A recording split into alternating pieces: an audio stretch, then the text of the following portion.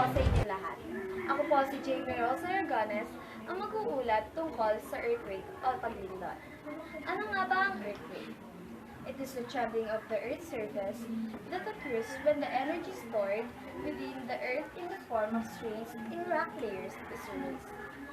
Ang paglindol ay maaari ring dahilan ng pagsabog ng bulkan at madalas ay dahil sa paggalaw ng malalaking tipak ng crust. At nararamdaman natin ang lindol dahil sa body waves. At ngayon naman, ang mag-uulat tungkol sa paghahanda para sa lindol ay si Hannah May Sarumines. Thanks, Jamie. Ngayong alam na natin kung ano ang isang lindol o earthquake, alamin naman natin kung ano ang mga dapat gawin bago sumapit ng isang lindol. Unang-una, maghanda tayo ng survival kit at first aid kit.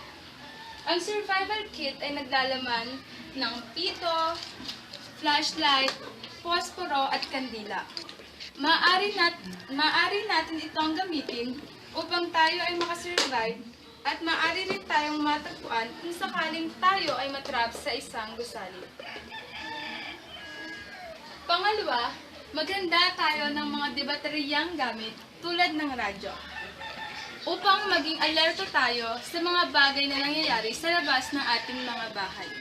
At pangatlo, magreserba tayo ng mga baterya sa ating mga gadgets in case of emergency.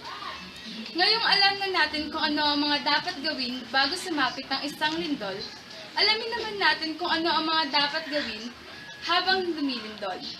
At iulat ito ni Miss Krisha Joyce Rahena. Salamat, Miss Hannah May Sarumines. Tulad ng sinabi ni Miss Hannah May Sarumines, ang iuulat ko po ay ang mga bagay na dapat gawin sa mismong oras ng paglindol. Kapag naramdaman na natin ang pagyanig, huwag tayong magpapanik. Tandaan, mag-drop, hold, and cover. Kung nasa open area, lumayo sa mga building o structures na maaaring bumagsak o gumuho. Kung kasalukuyan nagmamaneho, tumigil at magstay sa loob ng sasakyan. Kung malapit sa bundok, maging alerto sa mga maaaring gumuho, tulad ng lupa at bato. Kung nasa beach naman, pumunta sa mas mataas na lugar. Tandaan, huwag tayong magpapanik at huwag kalilimutan ang mag-drop, hold, and cover.